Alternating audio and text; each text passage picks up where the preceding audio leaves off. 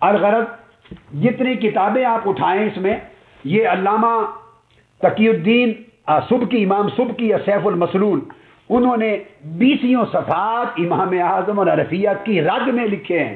امام اعظم حنفیہ کے خلاف سیف المسلول نے اسی موقف پر کہ ذمی یہود اور نصاری کیوں قتل نہیں کیے جائیں گے، اگر غیر مسلم یہودی گستاخی رسول کا مرتکب ہو تو قتل کیوں نہیں کیا جائے گا۔ انہوں نے احادیث کوٹ کی ہیں جن میں یہودیوں کو قتل کیا، یہودیوں کو، غیر مسلموں کو قتل کیا گستاخی رسول پر، تو انہوں نے طویل صفحات پر بحث کی ہے۔ پھر امام اعظم ابو حنیفہ نے ان میں سے ایک ایک کا جواب دیا، ایک ایک کا جواب دیا، اس کی تفصیلات ہیں۔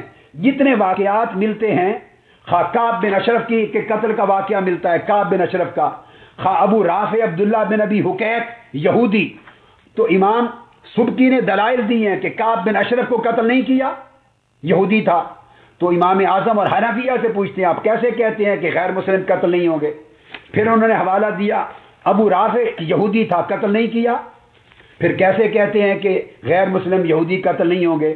پھر انہوں نے آگے دلائل دی ہیں، دلیلیں دی ہیں کہ یہودیہ قتل نہیں کی، یہ یہودیہ تھی، حضور کو گالی دی، آپ کیسے کہتے ہیں قتل نہیں ہوں گے؟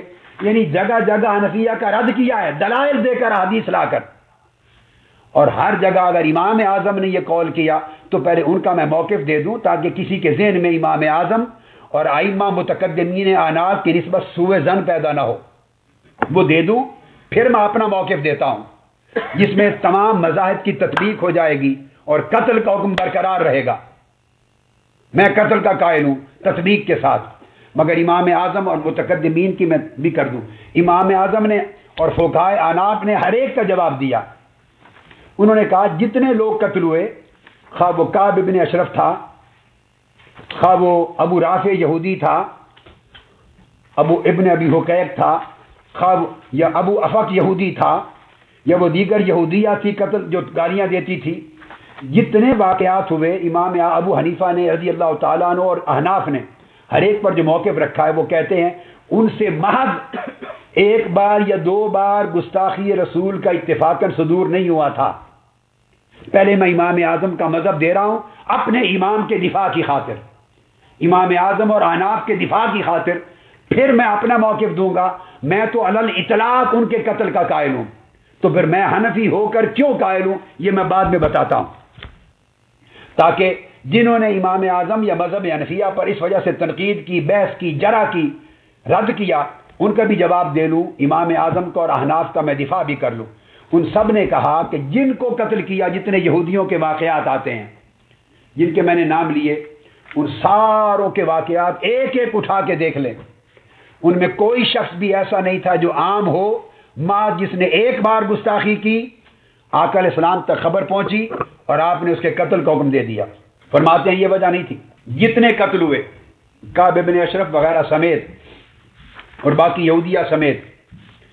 احناف کا موقف پہلے سن لیں، متقدمین کا میں ان کا دفاع کر لوں، پھر اپنے قول کی طرف دوبارہ آ جاتا ہوں۔ ان کا موقف یہ ہے کہ جب یہ بڑے توجہ سے سنیں جو کہ بڑا ایک اہم نقطہ ہے، یہ وجہ ہے کہ یہ قانون جب میں نے بنوایا، میں نے کوئی غیر مسلم یہودی عیسائی استثناء نہیں چھڑایا تھا، اس میں کسے باشد، مسلم ہو، غیر مسلم ہو، کافر ہو، یہودی ہو، ہندو ہو، عیسائی، جو گستاخی رسول کا مرتکب ہو سزا قتل۔ میں اس طرف آتا ہوں کیوں، یہ بڑا ایک عجیب نقطہ ہے، علمی دلچسپی سے غور سے سننے والا ہے۔ پہلے بات کرتا ہوں کہ امام اعظم نے، ہمارے ائمہ احناف متقدمین، کیا وہ واقف نہیں تھے؟ کیا ان کے اندر غیرت حرمت رسول نہیں تھی؟ کیا آقا علیہ السلام کی تعظیم اور حرمت کے پاسبان نہیں تھے؟ ان سے بڑا پاسبان کون ہے؟ امام اعظم ابو حنیفہ سے بڑا عاشق رسول کون ہے؟ امام ابو یوسف، امام محمد اور ائمہ احناف سے بڑا پاسبان حرمت رسول اور پاسبان ناموس رسول کون ہے؟ کوئی نہیں ہو سکتا۔ انہوں نے پھر کیوں کیا؟ وہ ائمہ ہیں، انہوں نے اس کے دلائل دیے، اور جو وجہ بیان کی وہ یہ، اس آیت کے تحت نقضوا ایمانہم، نقض العہد اور طعن فی الدین، ان دونوں کو جمع کیا امام اعظم نے ان تمام واقعات میں، کہا کہ ان تمام واقعات میں وہ دونوں شرائط جمع ہوئی تھیں، ان کے جمع ہونے سے قتل کرایا گیا تھا، کعب بن اشرف سے لے کر کل یہودیوں کے قتل تک۔ دونوں شرائط جمع ہوئی تھی، یہ احناف کا امام اعظم اور ان کے اتباع کا موقف۔ کیسے کہ جب آقا علیہ السلام مدینہ تشریف لائے تو آپ کو یاد ہے کہ میثاق مدینہ ایک صحیفہ لکھا گیا تھا، ایک صحیفہ لکھا آقا علیہ السلام نے، اور وہ یہودیوں کے ساتھ لکھا گیا تھا، اور یہودیوں میں لکھا گیا تھا، اس میں آقا علیہ السلام کو سربراہ مانا گیا تھا ریاست کا۔ اگر وہ رسول نہیں مانتے تو اپنا حاکم مانیں گے، یہودی رسول نہیں بھی مانتے تو حاکم مانیں گے، اور ریاست مدینہ کے امام اور حاکم تاجدار کائنات ہوں گے۔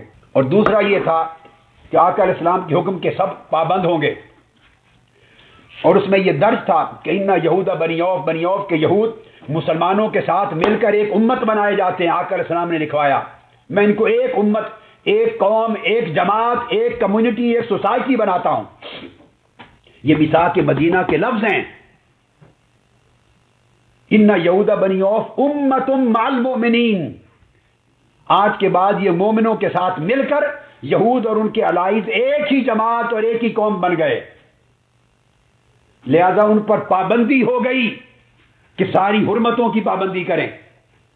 اور جب عہد کیا گیا تو اس میں درج کیا گیا تھا عہد کہ مسلمانوں کے دین پر تان نہیں کریں گے اور حضور پر سب و شتم نہیں کریں گے، اور اس مسلمانوں کی حدود کا احترام کریں گے، اور سب سے بڑی حد اسلام کی اور قرآن کی تعظیم مصطفیٰ اور عظمت مصطفیٰ اور حرمت مصطفیٰ ہے۔ مسلمانوں کے دین میں تان نہیں کریں گے، یہ طے ہوا تھا، معاہدے میں طے تھا، وہ اس کے پابند تھے، اس کے پابند تھے، یہ اس معاہدے میں لکھا گیا، طے ہوا، 63 شقوں پر مشتمل یہ معاہدہ طے ہوا۔ پھر اس کے بعد کیا ہوا کہ جب یہ واقعات ہوئے، یہ سارے لوگ یہودی تھے اور یہ اس معاہدے کے پابند تھے۔ دوسری شق یہ تھی کہ یہ مسلمانوں کے ساتھ چونکہ ایک جماعت ہو گئے ہیں، اب قریش مکہ کے ساتھ مسلمانوں کی جنگ چل رہی تھی، حرب تھی، لہذا مسلمانوں کے دشمنوں کا ساتھ نہیں دیں گے، مسلمانوں کے دشمنوں کی مدد نہیں کریں گے، مسلمانوں کے دشمنوں کے ساتھ تعاون نہیں کریں گے، اور مسلمانوں کے ساتھ مل کر مدینہ کے مخالفوں کے ساتھ جنگ لڑیں گے، مدینہ کی ریاست کا دفاع کریں گے، مسلمانوں کے ساتھ کھڑے ہو کر جنگ لڑیں گے، حتیٰ کہ جنگ کے جہاد کے اخراجات بھی مشترکہ طور پہ برداشت کریں گے۔ یہ سب کچھ صحیفہ مدینہ میں لکھا گیا تھا، دستخط ہوئے تھے، مسلمانوں نے، یہود نے اور کل قبائل نے اس کو تسلیم کیا تھا۔ اس پر ریاست مدینہ قائم ہوئی تھی، اس پر ان کے درمیان مسالمہ قائم ہوا تھا، موادعہ قائم ہوا تھا، ترک قتال ہوا تھا کہ قتل نہیں کریں گے ایک دوسرے کو، ایک دوسرے کی امن ہوگا، ایک دوسرے کی جان کی حفاظت ہوگی، یہ جان کی حفاظت، مال کی حفاظت، مسالمت، صلح اور آپس میں مل جل کے رہنا، یہ ان شرائط پر مبنی تھا، ویسے نہیں تھا کہ اتفاقاً مل جل کے رہنا شروع کر دیا تھا۔ یہ صحیفہ میثاق مدینہ کے کلمات تھے، شکیں تھیں، اس پر عمل ہوتا رہا۔ پھر کیا ہوا، جب غزوہ بدر ہوئی اور آقا علیہ السلام کو فتح ہوئی مسلمانوں کو، تو کئی یہودیوں کو حسد ہو گیا، یہودیوں کو حسد ہو گیا، اور وہ بہت تکلیف میں آ گئے، اور اتنا تکلیف میں آ گئے کہ انہوں نے کہا کہ تو اسلام طاقت پکڑتا چلا جا رہا ہے۔ تو اس کے بعد یہ کعب ابن اشرف، اس نے آقا علیہ السلام کے خلاف حجب شروع کی۔ اب میں بتاتا ہوں، یہ بہت ایک کامن کیس نہیں تھا کہ ایک یہودی ہے یا عیسائی ہے، یہ غیر مسلم گستاخی کی، پکڑ کے کیس آیا، قتل کرا دیا، نہیں، جتنے قتل ہوئے یہ سنیں ان کے واقعات کیا تھے کہ سب سے پہلے انہوں نے میثاق مدینہ میں طے شدہ شروط کو توڑا تھا، جن شروط کے تحت انہیں جان اور مال کی امان ملی تھی، یہ صحیفہ مدینہ میں درج تھا۔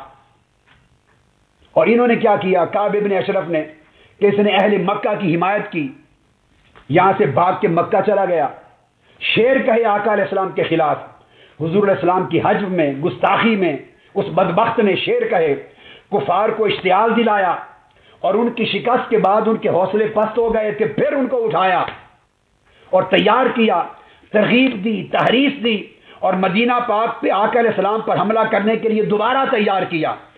تو صرف تنہا امام اعظم کے میں دفاع کر رہا ہوں، تنہا تان فی الدین نہیں تھی، بلکہ نقض فی العہد بھی تھا، یعنی آقا علیہ السلام کے ساتھ کیا ہوا نقض جو عہد امان بھی توڑا، اور حضور کے دشمنوں کی حمایت بھی کی، اور کفار مشرکین کا ساتھ بھی دیا، ان کی مدد بھی کی، ان کو راز بھی پہنچائے، ان کو مشتعل کیا، مدینہ پہ دوبارہ حملہ کرنے کے لیے تیار کرایا، جوش پہنایا، اور آقا علیہ السلام کی گستاخی اور طعن بھی کیا. اور یہ ایک بار نہیں، مسلسل کرتا رہا، اکساتا رہا، دوڑ کے مکہ چلا گیا تھا. اس سے وہ معاہدات ٹوٹ گئی، مسالمت ٹوٹ گئی، وہ معاہدہ ٹوٹ گیا جس کے تحت ان یہودیوں غیر مسلموں کو امان ملی ہوئی تھی. یہ امام اعظم کا موقف بتا رہا ہوں. وہ ٹوٹ گیا. جب وہ ٹوٹ گیا، کیونکہ تمام کتب سیر میں آیا، ایک نہیں سینکڑوں کتب سیر میں، جمی اہل سیر اس کو بیان کرتے ہیں، طبقات میں، سیر میں، مغازی میں، ابن اسحاق میں، ابن شام میں، واقدی میں، طبری میں، جو کتاب اٹھائے سب میں یہ درج ہیں، یہ ساری شکیں کہ پھر وہ کعب بن اشرف شاعر تھا، اور پھر وہ شاعری میں آقا علیہ السلام کی حجب کرتا، بکواس کرتا، گستاخی کرتا حضور کی شان اقدس میں، پھر کفار کو تحریض دیتا، اکساتا، مسلمانوں پر جنگ کرنے کے لیے. معاہدہ توڑ دیا تھا جس نے امان دے رکھی تھی، اور پھر حضور کے خلاف، دین کے خلاف، مسلمانوں کے خلاف، ریاست مدینہ کے خلاف. گویا امام اعظم کے نزدیک سورہ توبہ والی آیت نمبر 12 میں جو 2 شرطیں تھیں وہ دونوں بتمام و کمال پوری ہو گئی تھی، اور ایک نہیں 50 مرتبہ پوری ہو گئی تھی. اور پھر وہ وہاں سے آیا دوڑ کر مدینہ طیبہ، اور مدینہ طیبہ آ کر وہ پھر حربی ہو گیا تھا سارا توڑ کر. چونکہ وہ حربی ہو گیا، اس نے معاہدہ توڑ دیا، حرمت دین پر حملے کیے، مسلسل شاعری کر کے حجب کی، کفار کی مدد کی. ان ساری شکوں اور اعمال کے ذریعے چونکہ وہ حربی بن گیا، یہ متفق علیہ اہل سیر کے درمیان عہد بھی توڑا، اور جس کی وجہ سے پھر جب اس کی گستاخی وہ گرفت ہو کے آیا، پکڑا گیا، تو آقا علیہ السلام نے اس کے قتل کو قتل کرا دیا. یہ امام اعظم کا موقف یہ ہے کہ وہ ساری شرائط جمع ہوئی. اس لیے کہتی ہیں کہ بدر کے دن بھی اس نے آقا علیہ الصلوۃ والسلام کی مدد نہیں کی تھی. پابند تھے یہودی کہ اگر مدینہ پر حملہ ہوگا تو یہ مسلمانوں کے ساتھ شانہ بشانہ کھڑے ہو کے لڑیں گے، مگر اس نے اس دن بھی اہل مکہ کے ساتھ مل گیا، کعب بن اشرف، ان کی مدد کی، اور جو قتل ہوئے کفار مشرکین مکہ ان پر مرثیہ خوانی کی اور مشرکین کے حوصلے بڑھائے دوبارہ حملہ کرنے کے لیے. تو آقا علیہ السلام کی گستاخی بھی کی، عداوت بھی کی، مشرکین مکہ کی مدد بھی کی، معاہدہ بھی توڑا، اور پھر مدینہ پر حملہ بھی کروانے میں ان کے ساتھ رہا. یہ تمام اقدامات سورہ توبہ کی شرائط کمال درجہ پوری ہونے پر آقا علیہ السلام نے اس کے قتل کا حکم دیا. اور جتنی یہودیہ عورتیں یہ بقایا واقع ہوئے، ابو رافع یہودی ہے، ابن ابی حقیق، اس کا بھی یہی معاملہ ہے کہ یہ جو جب قتل ہو گیا یہ کعب بن اشرف، تو اس کو قتل کیا تھا اوس نے، قبیلہ جو انصار کا قبیلہ بنو اوس نے قتل کیا تھا. تو دوسرا آدمی جو تھا ابی رافع عبداللہ بن ابی حقیق، وہ قبیلہ خزرج میں سے تھا، وہ بھی شاعر تھا، وہ بھی حج کرتا تھا، وہ بھی آقا کی شان میں مسلسل گستاخیاں کرتا، شعر کہتا اور بجمے کو اکساتا آقا کے شان.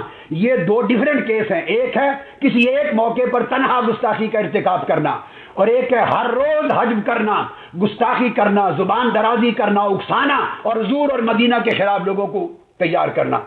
تو عبداللہ بن ابی حقیق یہودی، اس کا بھی یہ عمل تھا. تو خزرج نے دیکھا کہ جیسے انہوں نے مار دیا اوس والوں نے، تو انہوں نے اجازت دی، انہوں نے بھی قتل کر دیا. تو ابو رافع عبداللہ بن ابی حقیق کا قتل یہودی ہو کر بھی گویا اس نے بھی سورہ توبہ کی شرائط پوری ہوئی. تو امام اعظم کا قول قائم رہا. ابو افق یہودی کا قتل ہوا، یہ بھی کعب بن اشرف کی طرح ہے. یعنی واقدی نے روایت کیا ہے کہ وہ بھی صرف حضور کی حجب اور گستاخی نہیں کرتا تھا، عداوت مصطفیٰ میں لوگوں کو اکساتا تھا. کان یحرض علی عداوت النبی صلی اللہ علیہ وسلم، مسلسل ہمیشہ کرتا تھا، اور وہ حجب کرتا تھا اور لوگوں کو اکساتا تھا، اور مدینہ طیبہ کے لیے ہر وقت مشکلات پیدا کرتا تھا. تو اس کا عمل بھی، اور یہ بھی ہجرت کے 20 مہینوں کے بعد جا کے ابو افق کا شوال میں واقعہ ہوا اس کے قتل کرنے کا. کعب بن اشرف کے قتل کے بعد سب پر اطلاق ہوا صحیفہ مدینہ کو توڑنے کا، عقد امان توڑ دینے کا. اس سے امان ختم ہو گئی. پھر تان فی الدین کی شک ان پر نافذ ہو گئی. پھر گستاخی رسول کا عمل ہوا. جب دونوں شرائط قرآن کی پوری ہو گئی تو آقا نے ایسے ارتکاب کرنے والے سب سرغنوں کو قتل کروا دیا. یہ امام اعظم کی بات بتا رہا ہوں کہ یہ لوگ اس طرح کے تھے. انس بن زنیم ہے، اس کا بھی یہی ماجرا ہے، اس کا بھی معاملات اس طرح کے واقعات آئے. اور جو یہودیہ کو قتل کرایا اس کا بھی یہی ہے کہ وہ یہودیہ جو تھی وہ ایک واقعہ نہیں ہوا کہ گستاخی کرتی ہو، وہ یہودیہ بھی میثاق مدینہ کی شرائط میں پابند تھی. نہ کسی یہودی مرد کو اجازت تھی کہ معاہدے کو توڑے، نہ یہودی عورت کو اجازت تھی. یہودیوں کے سارے قبائل اور ان کے سارے حلفاء پابند تھے کہ حرمت دین پر کلام نہ اٹھائیں اور مدینہ کی ریاست کی حمایت کریں اور آقا علیہ السلام کے تابع چلیں. اگر دین میں آزادی ضرور ہے، یہودی یہودی رہیں، مسلمان مسلمان رہیں، دین میں آزادی ہے مگر تان اور زبان درازی نہ کریں، تو یہودی عورتیں بھی پابند تھیں. اس کا واقعہ کیا ہے کہ سیدنا علی شیر خدا سے مروی ہے، امام ابو داؤد میں جو روایت آئی ہے کہ وہ ہر رات گالیاں دیتی تھی آقا علیہ السلام کو. ایک رات کا واقعہ نہیں ہے. ان یہودیتن کانت تشتم النبی وتقع فیہ، ہر رات گستاخی کرتی، ہر رات گالیاں دیتی تھی وہ آقا علیہ السلام کو. یہ جو لوگوں نے صرف واقعے پڑھ لیا نا، یہودی عورت کو قتل کر دیا، ایک صحابی نے تو حضور نے اس کا خون معاف کر دیا. کم سے کم دیکھیں کہ الفاظ حدیث کے کیا ہیں. یہ ابو داؤد ہے. یہ حدیثیں کیا امام اعظم نے نہیں پڑھی تھی؟ امام ابو یوسف، امام محمد، متقدمین احناف نے نہیں پڑھی تھی جو آج آپ نے اور ہم نے پڑھ لی ہے؟ تو کیا معاذ اللہ امام اعظم اور متقدمین ائمہ حنفیہ نے خلاف ورزی کی حدیثوں کی؟ کم سے کم سوچنا چاہیے. حدیثوں کو بھی غور سے پڑھیں اور ائمہ کے اقوال کو بھی پڑھیں، تطبیق کریں. اب ابو داؤد میرے سامنے ہے، کتاب الحدود، حدیث نمبر 4361 ہے. لفظ کیا ہیں؟ وہ جو واقعہ عام طور پہ آپ سنتے ہیں کہ نابینا تھا اور اس نے مار دیا اس عورت کو، تو کیا ہے؟ ان اعما کانت له ام ولد تشتم النبی وتقع فیہ فینہاها فلا تنتہی ویزجرها فلا تنزجرہ. وہ اس کی لونڈی تھی اور وہ بھی یہودیہ تھی. اور ایک روایت میں آیا ہے کہ وہ کافرہ مشرکہ بھی تھی، لونڈی تھی، بیوی نہیں تھی. وہ ام ولد تھی، ام ولد اس سے اس کی اولاد تھی، لونڈی تھی. مل کے یمین کا مسئلہ تھا ایک نابینا صحابی کا. اور وہ کانت لو ام ولد تشتم، کانت تشتم، ہمیشہ گالیاں دیا کرتی تھی. ایک واقعہ نہیں ہوا. میں امام اعظم کا دفاع کر رہا ہوں صرف. اپنے کال کی طرف بعد میں آؤں گا. ایک نفیس نقطہ، میرا نقطہ نظر ہی بالکل جدا ہے اس ساری بحث سے الگ، مگر ابھی صرف اپنے امام کا دفاع کر رہا ہوں کہ چونکہ بعضوں نے اختلاف کر کے ان پر تان کیا اس لیے. تو وہ ہمیشہ گالیاں دیتی تھی. گویا ہمیشہ گالیاں دینے کا مطلب یہ کہ جس معاہدے کے یہودی پابند تھے اس نے توڑ دیا ہوا تھا، نقض عہد کر دیا ہوا تھا جس سے ان کو امان ملی تھی. اب نقض عہد کر دینے کے بعد اب وہ شاتم رسول تھی اور شتم ایک مرتبہ نہیں کیا، کانت کشت ہمیشہ کرتی تھی گالیاں. اور یہ صحابی ان کو ہمیشہ روکا کرتے تھے، لونڈی تھی اور نہیں رکتی تھی. ہمیشہ زجر کرتے تھے، تنبیہ کرتے تھے، توبیخ کرتے تھے، وہ باز نہیں آتی تھی. خدا جانے کتنی مدت ایسی گزر گئی، وہ برداشت کرتا رہا. تو برداشت کیا تو اسی حکم کے تحت ہی کیا نا کہ عورت ہے، یہودیہ ہے، حلیف ہے، تو نظر سمجھاتے رہے، زجر توبیخ کرتے رہے. تو کیوں پہلی رات ہی کیوں نہیں مار دیا؟ پھر یہ بات سمجھنے والی ہے. وہ جو لفظ ہے کانت لو ام ولد تشتم النبی، شتمت النبی نہیں کہا تو اس نے گالی دی. کانت وہ ام ولد تھی اور گالیاں دیا کرتی تھی. وہ تاقع تھی، ہمیشہ حضور کی شان میں گستاخی اور بکواس کرتی تھی. یہ نہیں کہا کہ ایک گستاخی کی. فینہانا فلا تنتہی، اور وہ منع کرتے تھے، صحابی نہیں رکتی تھی. وَيَزْجُرُهَا فَلَا تَنزَجِرَ، وہ منع کرتے تھے، زجر کرتے تھے، زجر وہ نہیں رکتی تھی. تو ثابت ہو گیا کہ ایک بار گستاخی کرنے پر نہیں مارا. ایک مسلسل عمل تھا اس لونڈی کا جو یہودیہ تھی اور نقض عہد بھی ہو چکا تھا اور بار بار کر کے طعن فی الدین کی بھی انتہا ہو گئی تھی. چنانچہ اس نتیجے میں پھر وہ ایک رات گستاخی کرنے بیٹھی تو اس نابینا صحابی نے اس کو مار دیا، قتل کر دیا، واصل جہنم کیا. اور پھر اس کا واقعہ پیش آیا، پھر آقا نے خون اس کا معاف کر دیا چونکہ نقض عہد ہو چکا ہے. وہ یہودیہ ہے، یہودی عہد کے پابند ہیں کہ وہ آقا کے خلاف زبان درازی نہیں کر سکتے، مسلمانوں کے دین پر تان نہیں کر سکتے، پابند ہیں. عہد توڑا اور مسلسل کرتی رہی تو اس نابینا صحابی نے قتل کیا، واصل جہنم کیا آقا علیہ السلام نے اس کو۔ تو وہ پھر آقا علیہ السلام نے جب پوچھا تو آپ نے فرمایا فلما، آقا علیہ السلام کے سامنے صحابی نے کہا یا رسول اللہ، پھر سنیے لفظ اسی ابو داؤد کی حدیث کے، صحابہ نے کہا مار دیا اس کو، آقا کو بارگاہ میں مسئلہ پیش ہوا، فقام علامہ، نابینا صحابی کھڑے ہو گئے، فقال یا رسول اللہ انا صاحبها، میں اس کا مالک ہوں، کانت تشتمک وتقع فیک، وہ آپ کو گالیاں دیا کرتی تھی، آپ علماء بیٹھے ہیں، کانت تشتمک، اگر تو یہ مسئلہ ہوتا امام اعظم کے مذہب کا دفاع کرتے ہوئے تو پہلی رات جب دی تھی وہی قتل کر دیتے، وہ تو نہیں ہوا، وہ اس مغالطے میں رہے کہ چونکہ معاہدہ ہے، یہودی ہیں، غیر مسلم ہیں، ہمارے ساتھ معاہدہ ہے، شاید حفاظت ہے ان کی جان کی، وہ ہر رات دیتی، جو ہی رات ہوتی گالیاں بکنے بیٹھ جاتی، حجم کرتی، بکواس کرتی۔ تو عرض کیا یا رسول اللہ کانت تشتمک وتقع فیک فانہاہا فلا تنتہی واسجرہا فلا تنزجر۔ اب یہ ابو داؤد کے یہ کلام متن ہے، وہ ہمیشہ گالیاں دیتی تھی، بکواس کرتی تھی آپ کی شان میں اس کو منع کرتا تھا، رکتی نہیں تھی، اس کو زجر و توبیخ کرتا تھا، تنبیہ کرتا تھا، نہیں رکتی تھی، حالانکہ میرے اس سے 2 بیٹے بھی ہیں، وکانت بی رفیقۃ، میری وہ ساتھی تھی، ولد تھی، فلما کان البارحہ، پھر پچھلی رات آئی، جعلت تشتمک وتقع فیک، حسب معمول، رات آئی پھر بکواس کرنے بیٹھ گئی، اس نے گالی دی، پھر آپ کو گالیاں دی، اور پھر مجھ سے نہیں رہا گیا، اس وقت میں نے اٹھا کے جان سے مار دیا، قتل کر دیا اس کو۔ تو آقا صلی اللہ علیہ وسلم فرمایا اللہ شہدو ان دمہا حدرن، اس کے خون کو معاف کیا۔ تو امام اعظم نے یہ دلائل دی ہیں ہر ایک کے واقعہ میں، خواہ وہ یہودی کا ابن اشرف تھا، خواہ ابن ابی حقیق تھا، خواہ وہ یہودیہ تھی، خواہ کوئی تھا، جتنے واقعات ہوئے امام اعظم نے ایک ایک واقعہ پر تفصیل دی ہے۔ ائمہ احناف نے ایسے نہیں کہ ائمہ احناف نے ایک موقف لے لیا اور پھر جواب ہی کوئی نہیں، ان کے پاس چپ بیٹھ گئے ہوں، ان کے سامنے بھی آیات قرآنی تھی، ان کے سامنے بھی احادیث تھی، جب انہوں نے تمام احادیث کی تطبیق کی اور قرآنی آیت کا اطلاق کیا تو بات طے ہو گئی۔ تو اس طرح پھر امام اعظم کے بارے میں یہ بھی ایک اور یہودی عورت کا واقعہ ہے، وہ یہ کہ وہ اس کے بچوں کو کھانا پلانا کرتی تھی، کانت لا تزال تشتم النبی وتؤذیہ، یہ لفظ آگے سنیے۔ علامہ امام سبکی نے سیف الملول نے جو روایت کی، امام احمد بن حنبل کے کلمات روایت سے، جو بطریق شابی سیدنا مولا علی شیر خدا سے مروی ہے، امرات یہودیہ کا، وہ کلمات ہیں فکانت لا تزال تشتم النبی وتؤذیہ، وہ مدت سے ہمیشہ گستاخی کرتی تھی، گالیاں دیتی تھی، بکواس کرتی تھی۔ کیوں نہیں مارا پہلے؟ شاید ان کو یہ مغالطہ ہو، وہ معاہدہ مدینہ کے تحت ان کو جان کی امان ہے، یہ مغالطہ تھا، لیکن مارتے اور گستاخیاں سن سن کے ہر رات بکواس کرتی، گستاخی کرتی تھی، بالآخر وہ جذبات میں آئے، قتل کر دیا۔ اور آقا علیہ السلام نے خون اس لیے حضر کیا، معاف کر دیا کہ بار بار گستاخی کرنے سے وہ جو معاہدہ امان تھا وہ توڑ چکی تھی۔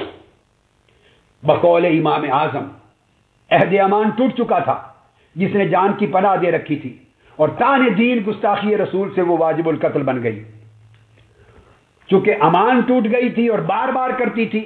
اب یہ حدیث جو احناف نے کہا کہ عورت قتل نہیں کی جائے گی، اس کا جواب دیتے ہیں کتب فقہ میں کہ اگر کثرت کے ساتھ وہ بار بار اس فعل کا ارتکاب کرے، کثرت کے ساتھ کرے، تو پھر وہ استثناء بھی نہیں رہے گا، قتل کی جائے گی۔ تو ائمہ نے، احناف نے، فقہا نے تصریحات کی ہیں، جزئیات دی ہیں، تفصیلات دی ہیں، ایسے نہیں ہے کہ اندھوں کی ڈنگوری کی طرح ڈنگوری چلا دی ہو۔ تو یہ پورا کا پورا وقوع ہے ولد کا بھی، اور مسلسل گستاخی کرنے کے عمل کے نتیجے میں مارنا اس کا بھی۔ اور اکرمہ سے بھی یہی روایت ہے، عبداللہ ابن عباس رضی اللہ تعالیٰ عنہ سے، ان کے کلمات بھی یہی ہیں کہ کانت تشتمک وتقع فیک، وہ الفاظ بار بار آئے ہیں، نسائی کے الفاظ بھی اس طرح آئے ہیں۔ اور اسی طرح پھر ابن تیمیہ نے بھی اسی کو اس طرح لیا ہے۔ پھر ایک یہودیہ تھی اسماء بنت مروان، جس کو واقدی نے ذکر کیا، اسماء بنت مروان بنی امیہ میں سے، اس کو مارا، قتل کیا۔ اس کا بھی طریقہ کانت تؤذی النبی وتعیب الاسلام وتحرض علی النبی، اس کا بھی مسلسل عمل تھا، کثرت کے ساتھ وہ گستاخی کرتی تھی، شتم کرتی تھی، اور اسلام کے خلاف، حضور کے خلاف لوگوں کو اکسلاتی تھی، وقالت شعرا، اور وہ شاعرہ تھی، حجم کرتی تھی. یہ سارے معاملات اس میں جمع تھے. اسماء بنت مروان الیہودیہ، یہ ساری شرائط پوری ہوتی تھی جو امام اعظم نے سورہ توبہ کے تحت جن کا ذکر کیا ہے. لہذا اس کی وجہ سے وہ قتل ہوئی، تو وہ بھی امام اعظم کے مذہب کے خلاف نہیں ہے. اس طرح عمیر بن عدیہ ختمی کا جو واقعہ ہے، جو بنو ختمہ کے قاری تھے اور امام تھے اور عامہ تھے، انہوں نے قتل کیا اپنی بہن کو، تو اس کا بھی قاعدہ یہی ہے مسلسل. تو یہ وہ سارے واقعات ہیں جنہوں نے عہد امان کو توڑ دیا تھا اور مسلسل گستاخی کرتے تھے اور اکساتے تھے اور حضور کے دشمنوں کو اکسا کے ان کی مدد کرتے تھے، اور آقا علیہ السلام کی بارگاہ میں ہم وقت وہ ذلت آمیز کلمات اپنی ذلت کو پڑھتے تھے، اپنی ذلت کو، اور گستاخی آمیز کلمات کہتے تھے. اور ان تمام امور کی وجہ سے وہ قرآن کی آیت کے تحت بھی مستحق قتل تھے مذہب امام ابو حنیفہ کے مطابق، اور حدیث نبوی کے تحت کہ عقد امان اٹھ گیا تھا ان سے. یہ جو بات انہوں نے امام قرطبی نے کی اور دیگر ائمہ نے کی، اور سارے ائمہ نے، جو علامہ ابن تیمیہ نے رد کیا، یا ابن علامہ سبکی نے کہا، یا جس نے بھی احناف کا رد کیا متقدمین اور امام اعظم کا، کہ فلاں یہودی کو فلاں یہودیہ کو قتل کیا، آپ کیسے کہتے ہیں کہ یہودی عیسائی قتل نہیں ہوں گے؟ تو اس کے جواب ہے احناف کے پاس کہ وہ مطلق طعن فی الدین اور گستاخی کا ایک عمل نہیں تھا، بلکہ تسلسل سے عمل تھے، کثرت کے ساتھ پے در پے گستاخی تھی، نقض عہد تھا. وہ آقا علیہ السلام کی حرمت پہ ڈاکہ ڈالتے تھے، تحریض کرتے تھے، حضور اور دین کے اور اسلام اور مدینہ کے دشمنوں کو اکساتے تھے. کئی عوامل ان میں جمع تھے جس کی وجہ سے آقا علیہ السلام نے قرآن کی اس آیت کے تحت ان کے قتل کا حکم دیا. تو امام اعظم کے مذہب کے تحت گویا جو مذہب ذمہ ہے، مجرد طعن اگر ایک بار ہو. اب یہ امام قرطبی نے لکھا ہے یہ جامع احکام القرآن، تو اس نے امام اعظم کے مذہب کو واضح کیا. وہ کہتے ہیں اگر مجرد طعن ہے، ایک بار گستاخی کی کسی کی اور نقض عہد نہیں کیا، تو امام اعظم اور حنفی کہتے ہیں ان گستاخیوں کے بارے میں ہم نے یہ کہا ہے کہ وہ ان کو تعزیر ہوگی، عمر قید سزا ہوگی، قتل نہیں ہوگا، مگر دو شرطیں جمع ہو جائے، نقض عہد بھی اور طعن فی الدین، یا اس میں کثرت اور تسلسل مل جائے، شدت پیدا کر دے، تو پھر وہ مستثنا ہو جائیں گے، نہی عن قتل نساء سے پھر قتل کیا جائے گا. اس لیے انہوں نے کہا کہ وہ پھر استثناء، یہ پھر قول جو امام اعظم کا ہے اس کا جواب دیا میں نے. یہ تمام اقوال جو ملتے ہیں، یہ اس طرح بہت سی کتابیں ہیں جو میں نے، بہت سی کتابوں کو اگر آپ لے لیں تو تمام کتب کے بارے میں صرف گنوا دوں آپ کو. السیف المسلول میں تفصیل سے امام اعظم کا مذہب ذکر ہے، شرح و شفا کا بیان کر دیا، مختصر تحوی کا بیان کر دیا، پھر رسائل ابن عابدین، اس میں علامہ ابن عابدین نے بھی یہ اقوال بیان کیے، ان کا بیان کر دیا. احکام القرآن امام جساس کا بیان کر دیا، قرطبی کا بیان کر دیا، شرح شفا کا بیان کر دیا، خفاجی کی شرح شفا کا بیان کر دیا. الغرض بہت سی کتب کے اندر اور تفاسیر کے اندر یہ چیز درج ہے. امام اعظم کا مذہب میں نے بیان کر دیا آپ کے سامنے کہ وہ جو رد کیا گیا ہے کہ پھر وہ یہودیوں کے قتل ہوئے کیا جواب دیتے ہیں، تو اس کی وجہ امام اعظم نے ان دونوں شرائط کو ان میں یکجا دیکھا ہے. سورہ توبہ کی اس لیے قتل کو حضر بھی کیا اور جائز بھی رکھا.